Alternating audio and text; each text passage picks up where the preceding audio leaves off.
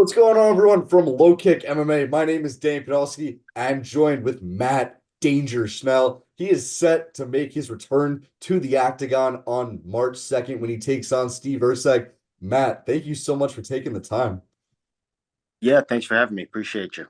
Now, first off, we're about 2 weeks out. When do you head to Vegas? I know you're currently based in Houston. Yeah, I'll be leaving Tuesday, the Tuesday of fight week, and I'm getting out of here. I think my flight's 7 a.m. So we'll land at about 8:30 in Vegas and get fight week started. I'll hit the ground early. Looking forward to it. It's been it'll end up being about 15 months since we last saw you in the cage. For hardcore, a lot of fans have been seeing you out there, and has it been frustrating being out that long? Caused kind of that, I guess, time off. And how have you improved since then? Yeah, it's been frustrating.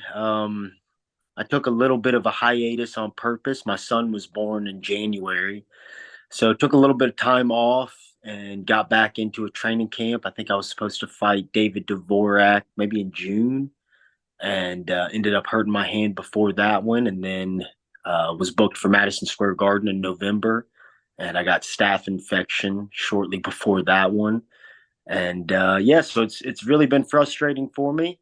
Haven't didn't get to fight all of last year, but sometimes things just go the way they go. What can you do?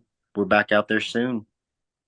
I think for fans who know you well, A, you always bring the fight, but B, we will love to see you in that MSG card. It'll now be four straight. It had been four straight fights for you in front of the fans.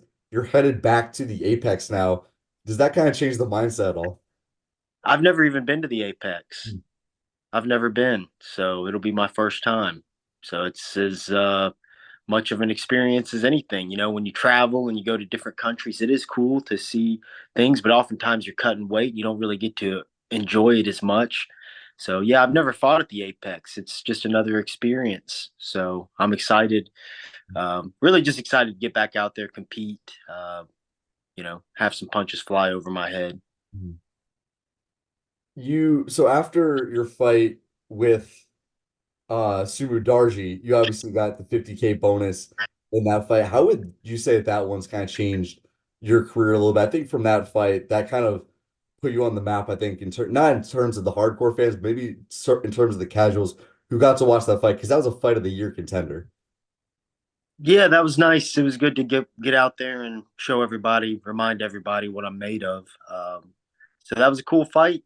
Uh, I don't know if it's really changed much. They got me back out there. There soon after. I was at the end of my contract, so I signed a new deal, and that was the right time to sign it. So I guess in that regard, it impacted my career greatly. But for the most part, I'm the same person. I think the promoter, I'm sorry, I think the UFC and the matchmakers, Mick Maynard in particular, who I've worked for since 2012, these guys know me. So I think in their minds, it was just a good demonstration of what a lot of these guys already know. So get back out there soon. Looking forward to putting on another great performance. Talk to me about the state of the flyweight division. You're someone who's been there. You've been in the top 10 for several years, and you've really been a staple of this division. And I think in 2024, after years of talk about the flyweight division is really starting to get competitive, and I think fans are taking notice of it too. Yeah, a lot of young talent influxed. I mean, every time there's a contender series, there's three or four new flyweights added, Mhm. and these guys are getting after it. I'm a fan of this sport before anything, and a fan of this division. It's moving quickly. It's moving quickly. I think that's again a testament to the matchmakers, Mick Maynard. I mean, think about a couple of years ago, nobody cared about this division. It was stale, uh, and now there's young talent, new guys every day, guys that are about to break into the top five that are very young, and yeah, I think it's as healthy and in as good a position as it's ever been. And these young guys, they're on the rise, nipping at our heels. There's no doubt about it. As this matchup, Steve Erceg is definitely part of that new wave. How do you feel about that matchup? Have you gotten to watch the footage on him? What gives you the advantage over him? Yeah, we've watched a lot of Steve Erceg. He replaced me when he fought. Dvorak, and then I was supposed to fight him November 11th. So we're quite familiar with him, and he's excellent. I think he looked great in the Dvorak fight, and that was kind of one of those times when you've got nothing to lose. So sometimes guys rise to the occasion, but then even in the next fight, he fights a tough Costa, Mhm. and he has everything to lose, and is just a stone cold killer. Doesn't make a bad decision, sticks to his game, understands how to win rounds. So we've been very impressed with him. He is one of those young up and coming guys. It excites me to get out there and test myself against him, and yeah, I have no doubt that he's very skilled. And, he's got some parts of his game that we feel like are troublesome. But sometimes these types of matchups, they bring the best out of you. And I think that's been how it's gone for me in the past. So I expect to respond as I always have, and go out there and put together a good one. But yeah, there's no doubt this kid's sharp. Mhm. And for someone like yourself, again, being in the top 10 at flyweight for a while, kind of been a fight away several times from getting to that title picture, as you see the division kind of evolve and see just the influx of young talent, does that motivate you to kind of even work harder and kind of stay on par and even get up higher into that top five and into the title picture? You're dang right it does. And these young guys, they're everywhere too. I mean, I've got young guys that I train with that are amateurs that are stealing rounds from me. I mean, the talent and the skill out there, yeah, it it's worrisome. Yeah, but I think Nate Diaz said it back in the day. Great Nate Diaz quote is like, "It's not hard to be motivated in a sport where everybody's trying to whip your ass." Yeah, I mean it's been frustrating not being able to get out there here recently, but I've alluded to this in posts and on social media. But I have not been wasting time over here. I've been training hard. I've been getting better. So I look forward to demonstrating that. And yeah, these young guys, they scary. And I do have to ask about matchup because on the same card, we also on March 2nd, we've also got Muhammad Mokaev fighting Alex Perez. Mokaev has been very much one of the top prospects in that division. I'd say kind of him and Tatsuro Taira. I think are probably the two biggest prospect names there. And Perez is a guy you were booked to fight on several occasions. That fight never came to fruition. How do you see that one playing out? Yeah, we'll kind of have to see how it goes. It depends. It depends on. There's a lot of variables. There's a lot of. Both those guys cut a considerable amount of weight. Makayev's hot. It's hard to pick against a guy that's just been tearing through it, whereas Perez, his momentum has slowed here. He was looking good there when he made his run to the title shot. I mean, he was a guy that I think everybody was looking at like, man, this guy's scary. Uh, but yeah, it's it's a great matchup. I look forward to watching it play out. I'm not going to pick anybody. I'm on that card. I'll have to look them both in the face that weekend and or that week. And yeah, I don't know. It's a tough fight to pick. Both guys are great. I think Makayev has looked excellent and every bit of what he's always been advertised. I mean, I knew about Muhammad Makayev when he was fighting on as a amateur. He was winning all the IFMA titles or whatever the international regional scene looks like for those amateurs. Yeah, so I've known about this guy, and yeah, he's good. But Perez is tough. He's been top five guy there for a while too. Hard to pick against the surging Makayev though.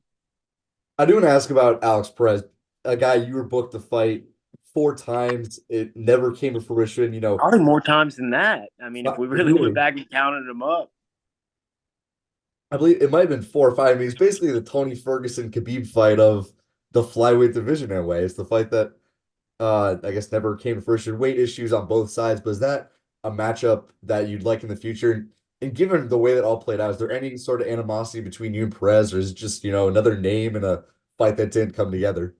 Yeah, I've got nothing but love for all of these guys, and I promise you that's the truth. I'm rooting for everybody. Unless you're fighting me, I'm team flyweight, baby. I just want to see it play out and be fun and entertaining, which it always is. It has not disappointed me. So yeah, no animosity, of course not. I wish him the best. I hope everything's going well with his weight descent. It is tough. It's tough. It's something that gets tougher too as you get older and you have more responsibilities and you have two children. So there's just really delicious snacks around all the time. So there's different challenges that present themselves. But yeah, I wish these guys the best, all of them. You mentioned your son being born. First of all, congratulations to you. That's awesome. And how is that, how's that been going? And I always like to ask, when fighters have newborns, how it really does affect training and that you go to the gym and you're training, but then you come home and you're still working the full-time job and the hardest job possible of being a parent. Definitely not the hardest job possible, but Fair. actually quite rewarding too. So there are difficult jobs that aren't so rewarding out there, but it's been great. It's been great. That's what I mean when there was an intentional hiatus there. I've done the kid before. I had my daughter, and she just recently turned 4, and so I knew that there was going to be a little bit of a buffering period where things were difficult. But I will say this: my son is considerably different. He sleeps very well. He's just such a joy, and he's been a welcome addition to the Schnell household. So we like him. We'll keep him around. And he just turned 1. He's doing great. Just big and new things every single day. And yeah, it's been a great experience. It is difficult, and I will say that 2 kids is considerably more than 1. I think if you're a parent, you know exactly what I mean. So that's the truth. But it's been good. We've made our adjustments. I feel great. I'm in good shape. I'm as healthy. I mean, nobody's healthy, but we trying. I'm capable of walking out there right now, so we gonna do it. Well, obviously, I'm glad to hear that the family's doing well, and congrats on the newborn and turning 1 years old. That's awesome. Can't necessarily relate to being the parent just yet, so I've Hey, do it. hey, give me some time. Give me about 10 There years. you I'll go. Yeah, do it right, you know. But there's a lot of yahoos in this world who act like all they want to do is sit on a beach the rest of their life or something. And kids are good. They're and again rewarding too. So I like them for my own selfish reasons, but I'd like to think that the world's better because of good kids. So just trying to be a part of that. Yeah, well, absolutely, I can agree on that. And switching gears to your training, you're down in Houston. You talked, worked at Fortis, but really just around that scene in Houston. Who've been your main training partners for this fight, and how's camping going? Camp's been good. I train with Eve Edwards, and we've got guys that come in from a couple different gyms here in Houston and work with us. But yeah, main guys here recently. I've been sparring a pro around here, a guy named Casey Jones. Shout out Casey Jones, been giving me good work, Mhm. and we've got a couple of different bodies, young amateurs. One of my training partners just won an amateur title yesterday. His name's Sebastian. He did a great job, and he's who I'm talking about. And a couple of other kids that just young amateurs, up and coming, but man, they're tough and they give me tough rounds. Uh, Names you would know: Adrian Yanez is in our group. Mhm. Ruffian Stotts, also a guy that pals around with us and trains with us, and he's one of my better training partners. Guy I like to get smacked up by regularly, Mhm. and helps me prepare. Good dude. But yeah, we got a great little group around here. Some up and coming professionals too. Flyweight Paris Moran, who's Fury champion, and he's a guy that's knocking on the UFC's door, and will probably be fighting there sometime soon. So yeah, we got a bunch of good bodies here, and Houston's just so vast. I mean, I hit 3 or 4 different places on a weekly basis, and a lot of these guys they drift around and hit these places with me. But yeah, we've got a good group. Uh, Training's been tough. I've been fighting out of a lot of bad positions, um, and feeling good about things. We'll love to hear that. Matt, obviously, I'm wishing you the best of luck. I want to thank you for taking the time. And just my final question as we wrap this up. March 2nd, Matt Schnell, Steve Erceg, Matt, give me your official prediction. I think it's going to be a tough fight. I think it's going to have times when it goes back and forth. Each of us trying to implement our game plan. I can't guarantee a victory. I'm never the type to do so because I know this guy is good. But I can promise you this, a scrap it will be. So y'all tune in. Yeah, we're going to go out there and scrap. Fair enough. Well, Matt, again, wish you the best of luck. If there are any socials, teammates you want to shout out, platform is yours. Very appreciative of all my teammates. These guys sometimes see the worst of me, and I appreciate them. And yeah, shout out to the Thug Jitsu University.